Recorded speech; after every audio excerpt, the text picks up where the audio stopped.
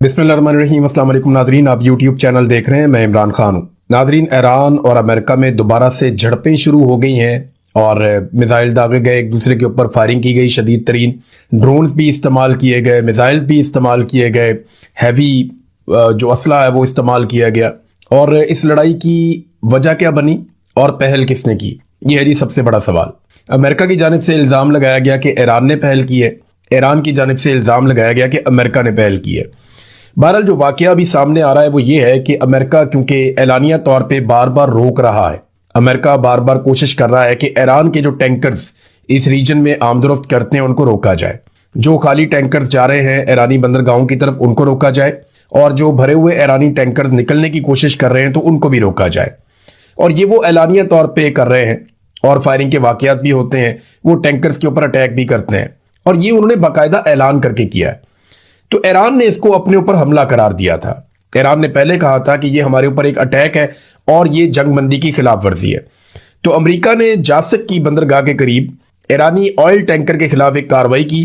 अच्छा, ये जो जासिक की बंदरगाह है ये पाकिस्तान के बॉर्डर के नज़दीक है, यानी अगर आप आबना हुर्मुज़ से गुजर के आ जाते हैं पाकिस्तान की जानिब बड़े समंदर में, जहां अमेरिका ने ब्लॉकेज लगाया हुआ है, तो अमेरिका के ब्लॉकेज से बहुत पहले फजीरा की बंदरगाह है सामने वाली साइड पे जो यूएई की है, और यूएई की बंदरगाह के सामने वाली साइड पे जासिक की बंदरगाह है। उसके बाद अगर पाकिस्तान की तरफ चलें तो फिर एक चाबहार बंदरगाह आती है और उसके बाद पाकिस्तान की गवादर की बंदरगाह आ जाती है। तो ये पाकिस्तान से ज़्यादा दूर नहीं है। जिस जगह पे अमेरिका ने निशाना बनाया ईरानी ऑयल टैंकर को, उसके बाद ईरान ने वापस अटैक किया अमेरिका के 3 जंगी जहाज़ों पर। ईरान का जो दावा है या ईरान ने जो बात की, उन्होंने कहा जी कि 3 अमेरिका के ऐसे जंगी बहरी जहाज है जो आबना हुर्मुज़ के अंदर बड़ी खामोशी से दाखिल हो रहे थे, और इसके अलावा अमेरिका ने हमारे टैंकर्स के ऊपर अटैक किया था, तो हमने वापस अटैक किया और उस अटैक के नतीजे में अमेरिका के ये जहाज इनको नुकसान पहुंचा और वो यहां से दूर भाग गए। अब ये ईरान का कहना है। ईरान के सरकारी नशरियाती इदारे ने आबना हुर्मुज़ में धमाकों की इतला भी दी है। वहां पे जो बंदर अब्बास की बंदरगाह है जो आबना हुर्मुज़ के बिल्कुल सेंटर में वस्त में बंदरगाह है ईरान की, उसको बंदर अब्बास कहते हैं, वहां पे धमाकों की इतला दी गई। 6 धमाके रिपोर्ट हुए हैं और ईरानी मुसल्लह अफवाज और दुश्मन के दरमियान फायरिंग का तबादला भी हुआ आबना हुर्मुज़ में।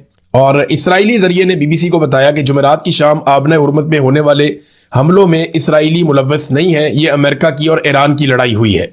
ईरान का जो सरकारी नशरियाती इदारा है IRIB, उनकी जानिब से टेलीग्राम पर जारी ईरान की फौज के तर्जुमान से मंसूब एक बयान जारी किया गया है, और इस बयान में कहा गया कि मुत्तहिदा अरब अमारात की बंदरगाह फजीरा के बिलमुकाबिल आबना हुर्मुज़ में दाखिल होने वाले एक और जहाज को भी निशाना बनाया गया है। इस बयान में दावा किया गया कि अमेरिका की तरफ से बंदर खमीर, सिरिक और जजीरा कशम के साहिली इलाकों में भी फिजाई हमले किए गए हैं। इस बयान में मजीद कहा गया कि ईरान की मुसल्लह अफवाज ने फौरी तौर पर जवाब दिया और अमरीकी फौजी जहाज़ों पर हमला किया जिससे उन्हें नुकसान पहुंचा है। ये बहरी जहाज हैं जिनके ऊपर अटैक किया गया है। अमरीकी सेंट्रल कमांड सेंटकॉम ने दावा किया कि ईरान ने उसके बहरी जंगी जहाज़ों पर उस वक्त हमला किया जब वो आबना हुर्मुज़ से गुजरकर खलीज ओमान की तरफ बढ़ रहे थे, और उन्होंने एक आजी बिला इश्तियाल ईरानी हमलों को अपने नाकाम बनाया और अपने दफा में जवाबी कार्रवाई भी की है। अब सेंटकॉम ये कहता है कि ये एक बड़ा हमला था जो ईरान की जानिब से किया गया। वो ये कहते हैं कि ईरानी अफवाज ने बहुत सारे मिसाइल, ड्रोन, छोटी कश्तियों के जरिए बहुत जबरदस्त किस्म का अटैक किया और अमेरिका ने जवाबी कार्रवाई की, लेकिन कोई भी अमरीकी असासा उनका निशाना नहीं बन सका, यानी ईरान ने अमेरिका को कोई बड़ा नुकसान नहीं पहुंचाया। ईरान का दावा है कि उन्होंने नुकसान पहुंचाया है। बहरहाल ईरान के मुख्तलिफ इलाकों में धमाकों की आवाज़ें सुनी गई और दूसरी जानिब धमाकों की आवाज़ें जो है वो समंदर के अंदर भी आ रही थी ईरान, क्योंकि वहां पर बम मार रहा था। तो कुछ ऐसे मनाजिर, कुछ विजुअल भी सामने आए हैं। अब अमेरिका और ईरान एक दूसरे पे इल्ज़ाम तो लगा रहे हैं, लेकिन क्या इससे जंगबंदी वाकई बड़े पैमाने पे खतरे में पड़ जाएगी? देखिए, अमेरिका दोबारा जंग शुरू करना नहीं चाहता। ये हमने पीट हेग्सेथ के मुंह से भी सुना और ये बात हमने डोनाल्ड ट्रंप के मुंह से भी सुना।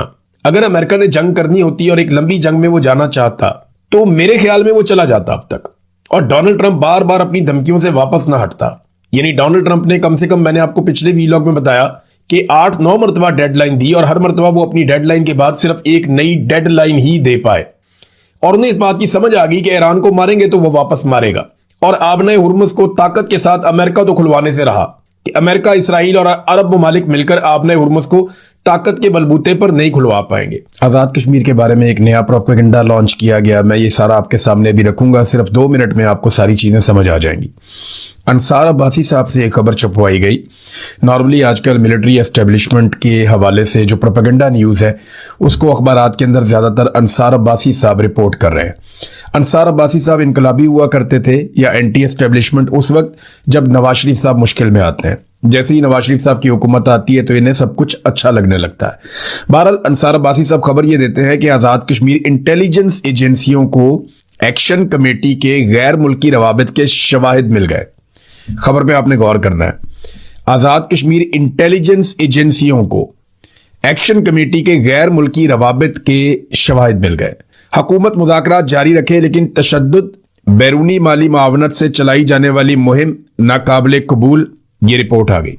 अब नादरीन ये खबर दी है अंसार अब्बासी साहब ने, जरा गौर कीजिए इसमें वो क्या कह रहे हैं, गैर मुल्की। देखिए अगर ये इंडिया होता या इंडिया की इंटेलिजेंस एजेंसियां होती जिनके साथ इनके रवाबित होते, या रॉ से पैसे ले रहे होते, या इंडियन रॉ के साथ इनके ताल्लुकात होते, तो 1 सेकंड के अंदर ये हेडलाइन इंडिया या रॉ इन 2 लफ्जों से मुज़य्यन होती। यानी अगर कश्मीरियों के ताल्लुकात इंडिया के साथ होते या रॉ के साथ होते तो फिर हेडलाइन यहीं से शुरू होती ना कि एक्शन कमेटी के इंडिया से ताल्लुकात साबित हो गए, या एक्शन कमेटी के रॉ के साथ ताल्लुकात के शवाहिद इंटेलिजेंस एजेंसियों को मिल गए। खबर ऐसे आनी चाहिए थी लेकिन नहीं आई। तो ये गैर मुल्की रवाबित क्या है, एक्शन कमेटी के गैर मुल्की रवाबित, अब मैं आपको बताता हूं ये है क्या और गेम क्या ढाली जा रही है। आजाद कश्मीर में हर घर का कोई ना कोई शख्स और कई घरों के कई शख्स बैरून मुल्क रहते हैं। वहां पे एक ट्रेंड है क्योंकि लोग सरकारी नौकरी पे इंहिसार करते हैं या फिर लोग बैरून मुल्क चले जाते हैं और कुछ ज्यादा है नहीं वहां करने के लिए। तो जो लोग बैरून मुल्क चले जाते हैं उनकी तादाद बहुत बड़ी है।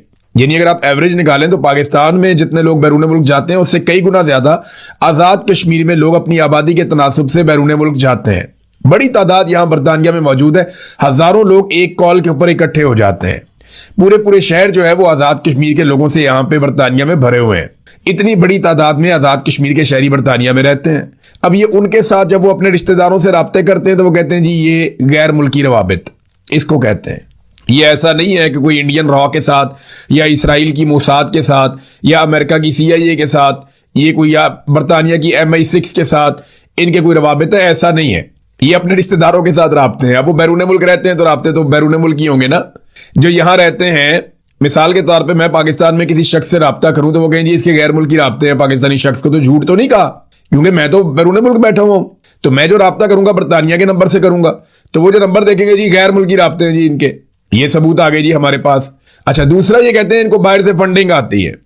तो फंडिंग कैसे आती है मैं आपको बताता हूं कि आजाद कश्मीर का टोटल इन्हिसार इस बात पे है कि ओवरसीज आजाद कश्मीर के शहरी, यानी बहुत बड़े पैमाने पे इन्हिसार इस बात पे है कि ओवरसीज जो आजाद कश्मीर के शहरी हैं वो कितना पैसा पाकिस्तान में भिजवाते हैं और अपने रिश्तेदारों को, अपने खानदान वालों को भेजते हैं। अब उसी पैसे से वो कारोबार करते हैं, उसी पैसे से वो तालीम हासिल करते हैं, उसी पैसे से वो अपनी जिंदगी गुजारते हैं, उसी पैसे से वो अपने मामलाते जिंदगी चलाते हैं। हत्ता कि उन्होंने एहतजाज भी करना हो तो उसी पैसे के जरिए से करते हैं। तो इन्होंने यहां पे एक रिपोर्ट बनाकर दे दी और इस तरह साबित करने की कोशिश की जैसे दुश्मन ममालिक के एजेंडे के ऊपर ये लोग चल रहे हैं। हालांकि ये मुहिब्बे वतन लोग हैं। शौकत नवाज कश्मीरी को जिन लोगों ने गिरफ्तार किया, शौकत नवाज मीर को, वो क्या समझते हैं कि उन्होंने कोई बहुत बड़े दुश्मन को गिरफ्तार किया, कुलभूषण यादव पकड़ लिया उन्होंने या अभिनंदन पकड़ लिया उन्होंने? ऐसा तो बिल्कुल नहीं है। कोई सरबजीत सिंह तो नहीं पकड़ा गया। वो शौकत नवाज मीर है। जब इंडिया और पाकिस्तान की लड़ाई हो रही थी तो वो बॉर्डर पे फौजियों के साथ जाकर खड़ा हुआ था और उन्हें पूरी यकीन दहानी करवाई थी कि हमसे जितनी मदद, जिस लेवल की मदद चाहिए होगी, हम वो मदद करने के लिए बार बार आएंगे। ये वो शौकत नवाज मीर है, मुहिब्बे वतन आदमी है, पाकिस्तान का और कश्मीर का परचम उठाता है। अब इस आदमी को गिरफ्तार कर लिया गया। वजह सिर्फ यह है कि पाकिस्तान की जो फौजी जर्नैल हैं या मिलिट्री एस्टेब्लिशमेंट है, उनकी ख्वाहिश है कि कश्मीर और गिलगित बल्तिस्तान में, और उनकी जरूरत भी है कि कभी भी कोई सिविलियन हुकूमत ना आए, कोई ऐसी हुकूमत ना आए जो हुकूमत फैसले करते वक्त हमसे इजाजत ना ले। तो क्योंकि ये हसास इलाके हैं तो वहां पे मिलिट्री एस्टेब्लिशमेंट अपनी मर्जी की हुकूमत मुसल्लत करना चाहती है।